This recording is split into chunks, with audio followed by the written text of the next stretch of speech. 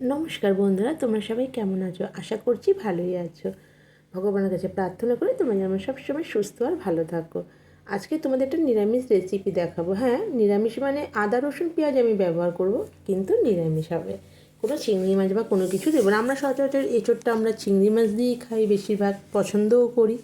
আজকে তোমাদের একটা একদম অন্যরকমভাবে রেসিপি দেখাবো। দেখো, এঁচোড়টাকে ভালো করে কেটে নিয়ে নুন আর হলুদ দিয়ে আগে আমি সিদ্ধ করে নেবো। সিদ্ধ করে নামিয়ে রেখে এবার কড়াইয়ে আমি তেল দিলাম। তেলটা একটু গরম হওয়া অবধি অপেক্ষা করবো। আর ততক্ষণ তোমাদের একটা কথা বলিনি, তোমরা যারা যারা আমার ভিডিও দেখো আর আমাকে সাপোর্ট করো, তোমাদেরকে অনেক অনেক অনেক ধন্যবাদ গো। তোমাদের এই এত ভালোবাসাতে আমি এতটা এগোতে পেরেছি।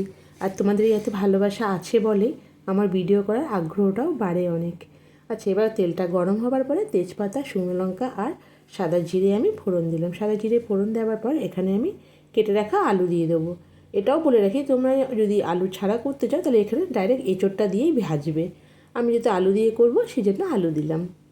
আলুটা মানে একটু নুন দিয়ে কিছুক্ষণ ভেজে নেবো।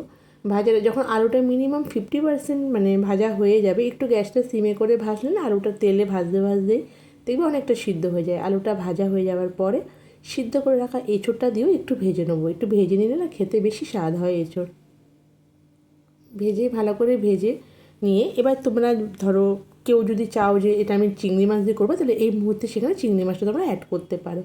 এবার আমি আদা রসুন দিলাম। আদা রসুনটা দেওয়ার পরও কিছুক্ষণ একটু ভেজে নিতে মানে কষিয়ে নিতে হবে। আগে আদা রসুনটা দিয়ে কষিয়ে নিলে কী হয়, মশলার গন্ধটা চলে যায় আর কি। আদা রসুনের গন্ধটা আগেই চলে যায়। যাই হোক, এবারে রেগুলার যেটা মশলা মানে লঙ্কার গুঁড়ো, নুন, হলুদ, জিরে ধনে গুঁড়ো দিলাম, দিয়ে একটু কষিয়ে এবার পেঁয়াজ বাটাটাও দিয়ে দেবো। পেঁয়াজ বাটাটা দিয়ে বেশি না 5-7 মিনিট মতো কষিয়ে নিতে হবে।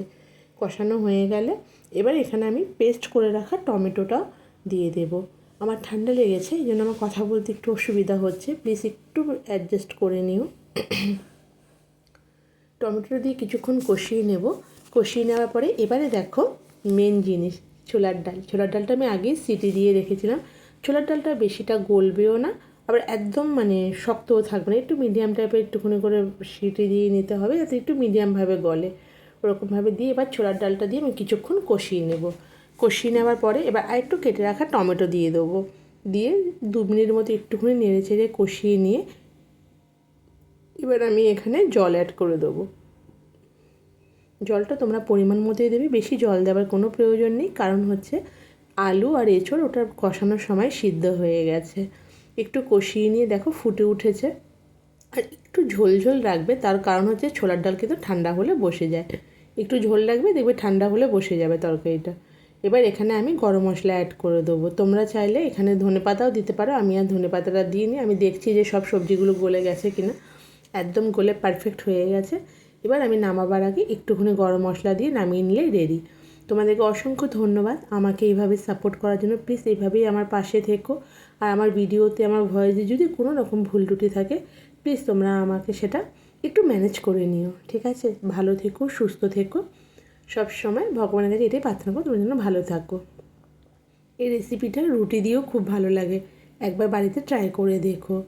সবাইকে টাটা, ভালো থেকো। আবার পরের ভিডিওতে তোমাদের সাথে দেখা হবে। টাটা।